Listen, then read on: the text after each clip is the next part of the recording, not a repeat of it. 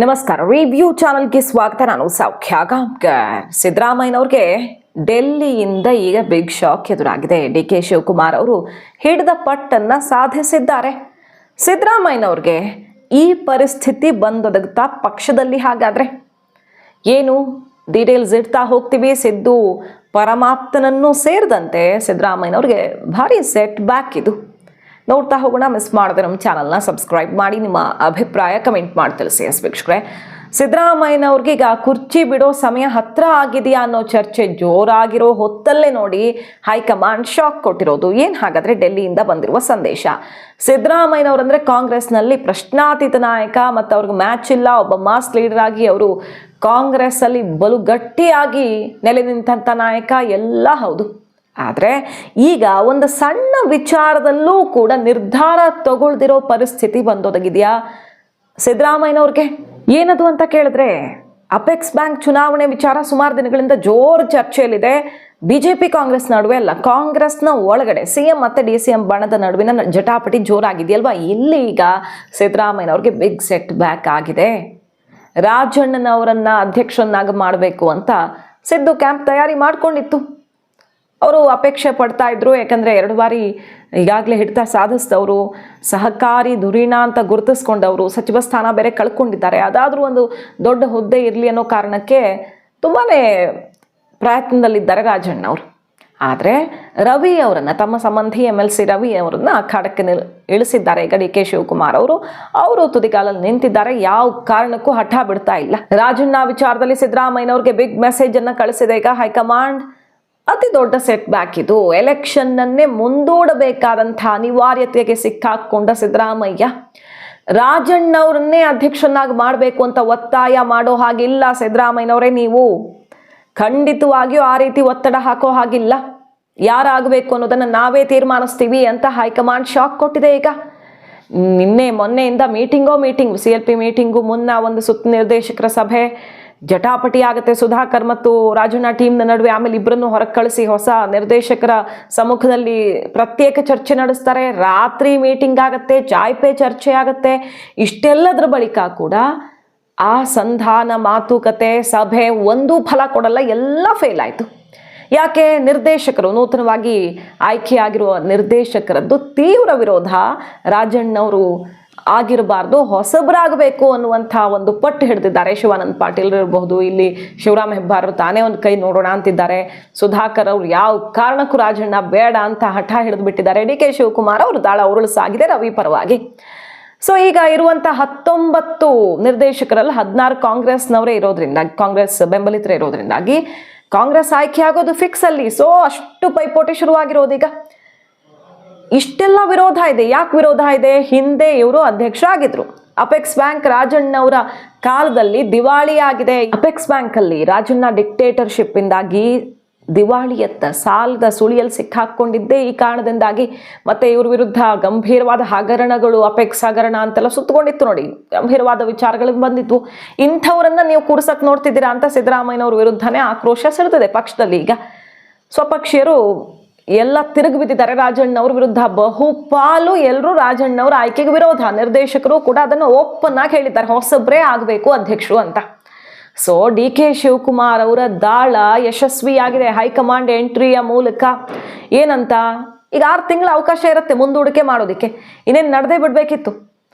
29ನೇ ತಾರೀಕು ನಾಮಪತ್ರ ಸಲ್ಲಿಕೆ ಅದು ಇದು ಅಂತ ಅಂತಿರೋವಾಗಲೇ ಸಿದ್ದರಾಮಯ್ಯನವರು ಚುನಾವಣೆ ಮುಂದೂಡುವ ತೀರ್ಮಾನವನ್ನು ಮಾಡಿದ್ದಾರೆ ಈಗ. ಸೊ ರಾಜಣ್ಣವ್ರಿಗೆ ನಿರಾಸೆ ಎದುರಾಗಿದೆ. ಈಗ ಮೊದಲೇ ಕುರ್ಚಿ ಜಟಾಪಟಿ ಬೇರೆ ಇದೆ. ರಾಜಣ್ಣವರ ಪರವಾಗಿ ನಿಂತ್ಕೊಂಡ್ರೆ ಸಿದ್ದರಾಮಯ್ಯನವ್ರ ಕುತ್ತಿಗೆಗೆ ಬರುತ್ತೆ ಮತ್ತೆ ಒಂದು ಸುತ್ತಿನ ಜಟಾಪಟಿ. ಈ ಕಾರಣಕ್ಕೆ ಪಕ್ಷದ ಒಳಗಡೆ ಬೇರೆ ಚಟುವಟಿಕೆಗಳು ಶುರುವಾಗಬಹುದು. ಲೋಕಲ್ ಬಾಡಿ ಎಲೆಕ್ಷನ್ನು, ಈ ಬ್ಯಾಂಕ್ ಎಲೆಕ್ಷನ್ನು, ಇಂಥದ್ದೆಲ್ಲ ಈ ಬೆಳಗಾವಿ ರಾಜಕಾರಣದೆಲ್ಲ ನಾವು ನೋಡಿರ್ತೀವಿ. ಒಂದು ಸಣ್ಣ ಎಲೆಕ್ಷನ್ನು ಅಂತ ಶುರುವಾಗಿ ಸರ್ಕಾರನೇ ಬೀಳ್ಸೋ ಮಟ್ಟಿಗೆ ಆಪರೇಷನ್ಗೆಲ್ಲ ದಾರಿ ಮಾಡಿಕೊಟ್ಟಿದ್ದು ನಮಗೆ ನೆನಪಿದೆ. ಇಂತಹ ಚುನಾವಣೆಯ ಪ್ರತಿಷ್ಠೆ ಪೆಟ್ಟು ಬಿದ್ದು ಬಿಟ್ರೆ ಅದು ಸರ್ಕಾರ ಶೇಕ್ ಮಾಡೋ ತನಕ ಹೋಗುತ್ತೆ. ಹಾಗಾಗಿ ಸಿದ್ದರಾಮಯ್ಯನವರು ಈಗ ಸಂಕಷ್ಟಕ್ಕೆ ಸಿಕ್ಕಾಕೊಂಡಿದ್ದಾರೆ ಅಪೆಕ್ಸ್ ಬ್ಯಾಂಕ್ ವಿಚಾರದಲ್ಲಿ. ಆಪ್ತನನ್ನು ಬಿಟ್ಕೊಡೋಕ್ಕೂ ಆಗ್ತಿಲ್ಲ. ಹಾಗಂತ ಈಗ ಹೈಕಮಾಂಡನ್ನು ಎದುರು ಹಾಕ್ಕೊಳ್ಳೋಕ್ಕೂ ಆಗ್ತಿಲ್ಲ. ಹೈಕಮಾಂಡೇ ಮೆಸೇಜ್ ಕೊಟ್ಟಿದೆ, ನೀವು ಮುಂದೂಡೋದು ಬೆಸ್ಟು. ಈಗ ರಾಜಣ್ಣವ್ರನ್ನೇ ಮಾಡಿ ಅಂತ ಪಟ್ಟು ಹಿಡಿಯೋ ಹಾಗಿಲ್ಲ ಅಂತ. ಯಾಕಂದರೆ ರಾಜಣ್ಣವ್ರ ವಿರುದ್ಧ ಕ್ರಮ ಆಯ್ತಲ್ಲ, ಮಂತ್ರಿಯಿಂದ ಕಿತ್ತು ಹಾಕಿದ್ರು, ಕ್ರಮ ಆಯಿತು, ಅವರ ಸ್ಟೇಟ್ಮೆಂಟ್ಗೆ ಸಂಬಂಧಪಟ್ಟಂತೆ ಅದು ಹೈಕಮಾಂಡ್ ತೀರ್ಮಾನ ಆಗಿತ್ತು. ಅಂಥವ್ರನ್ನೀಗ ಮತ್ತೊಂದು ಹುದ್ದೆ ಕೊಟ್ಟು ಕೂರಿಸಿದ್ರೆ ರಾಹುಲ್ ಗಾಂಧಿ ಅವ್ರಿಗೆ ಒಂಥರ ಮುಜುಗರ ಅಲ್ವಾ ಅದು. ಹಾಗಾಗಿ ಅದು ಒಂದು ರೀಸನ್ ಇರಬಹುದು. ಡಿ ಕೆ ಶಿವಕುಮಾರ್ ಅವರು ಕೊಟ್ಟ ದೂರಿಗೇನೆ ರಾಜಣ್ಣ ಅವ್ರ ಮೇಲೆ ಕ್ರಮ ಆಯಿತು ಅನ್ನುವಂಥ ಒಂದು ಆಕ್ರೋಶ ಇದೆಯಲ್ವಾ. ಈಗ ಮತ್ತೊಂದು ವಿಚಾರದಲ್ಲಿ ಸೆಟ್ ಬ್ಯಾಕ್ ಆಗಿದೆ ಸಿದ್ದರಾಮಯ್ಯನವ್ರಿಗೆ. ಸೊ ಅವತ್ತು ನೋಡಿದ್ರೆ ಈ ನಾಮನಿರ್ದೇಶನ ಪರಿಷತ್ ಅದಕ್ಕೆ ಸಂಬಂಧಪಟ್ಟಂತೆ 3 ಹೆಸರು ಫೈನಲ್ ಮಾಡ್ಕೊಳ್ಳೋದಕ್ಕೆ ತಮ್ಮ ಕಡೆಯವ್ರಿಗೆ ತಾವು ಕೊಟ್ಟ ಹೆಸರು ಕೋರ್ಟ್ ಹೋಲಿಸ್ಕೊಳ್ಳಿ ಅಂತ ಹೇಳಿಬಿಟ್ಟಿದ್ದೀನಿ, ದಯವಿಟ್ಟು ಫೈನಲ್ ಮಾಡಿ ಅಂತ ಕೇಳ್ಕೋಬೇಕಾಯ್ತು.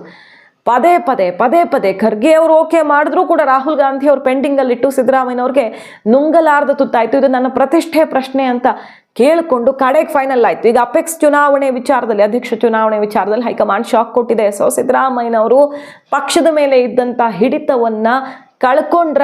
ಈಗ ಸಿದ್ದರಾಮಯ್ಯನವರನ್ನ ನಂಬಿಕೊಂಡು ಅಥವಾ ಅವರ ಮಾತನ್ನು ನೆಚ್ಚಿಕೊಂಡು ಅವರ ಡಿಮ್ಯಾಂಡ್ಗೆ ತಾಳ ಹಾಕುವ ಪರಿಸ್ಥಿತಿಯಲ್ಲಿ ಹೈಕಮಾಂಡ್ ಇಲ್ಲ. ಯಾಕಂದರೆ ಭವಿಷ್ಯದ ದೃಷ್ಟಿಯಿಂದ ಎಲ್ಲ ನಾಯಕರನ್ನು ಕೂಡ ಸಮಾಧಾನದಿಂದ ಇರಿಸಿಕೊಳ್ಳಬೇಕಾಗಿದೆ.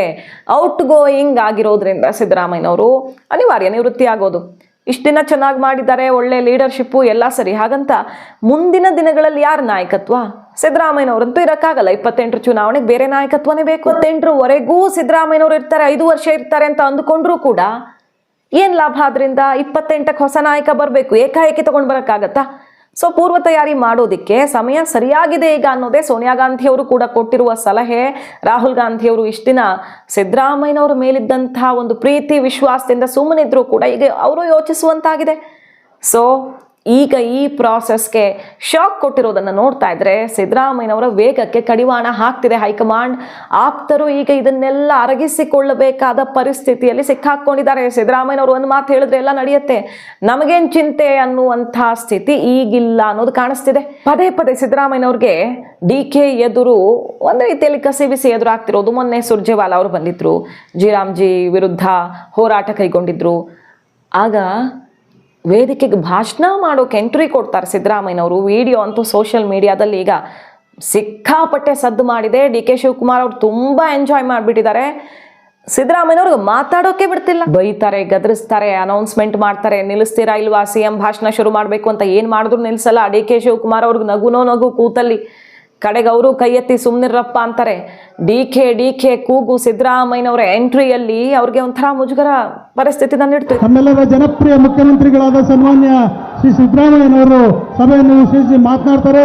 ದಯಮಾಡಿ ಎಲ್ಲರೂ ಸಾವಧಾನದಿಂದ ಭಾಷಣವನ್ನು ಕೇಳಿ ಕಾರ್ಯಕ್ರಮವನ್ನು ಯಶಸ್ವಿ ಮಾಡಿಕೊಡ್ಬೇಕಾಗಿ ವಿನಂತಿ.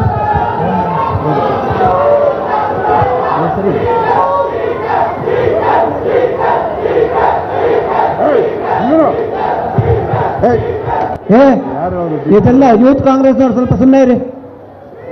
ಮುಖ್ಯಮಂತ್ರಿಗಳು ಮಾತಾಡ್ತಾ ಇದ್ದಾರೆ, ದಯವಿಟ್ಟು ಇಷ್ಟೊತ್ತಂಕಿದ್ರಲ್ಲ ಹಂಗಿರಿ. ನೀವು ಯಾರು ಕೂಗ್ತಾ ಇದ್ದೀರ ನಂಗೆ ಗೊತ್ತು, ಸುಮ್ಮನೆ ಇರಿ. ಎಲ್ಲ ಸ್ವಲ್ಪ ಸೈಲೆಂಟಾಗಿ ಕೇಳಿ, ಈಗ ಸೈಲೆಂಟಾಗಿ ಕೇಳಿ. ಓಕೆ,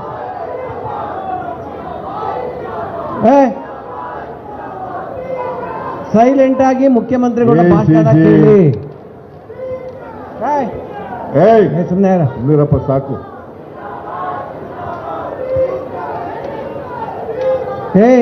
ಸ್ವಲ್ಪ ಹೊತ್ತು ಕೇಳ್ರಪ್ಪ, ನೀವು ಸ್ಪೀಚ್ ಕೇಳಿ. ಸ್ವಲ್ಪ ಒಂದ್ಸರಿ ಹೇಳಿದ್ರೆ ಸರಿ, 2 ಸರಿ ಹೇಳಿದ್ರೆ ಸರಿ, ಪದೇ ಹೇಳಿಸ್ಕೊಡೋದು ಚೆನ್ನಾಗಿರೋದಿಲ್ಲ. ಸ್ವಲ್ಪ ಕೇಳಿ ಇದಾಗಿ.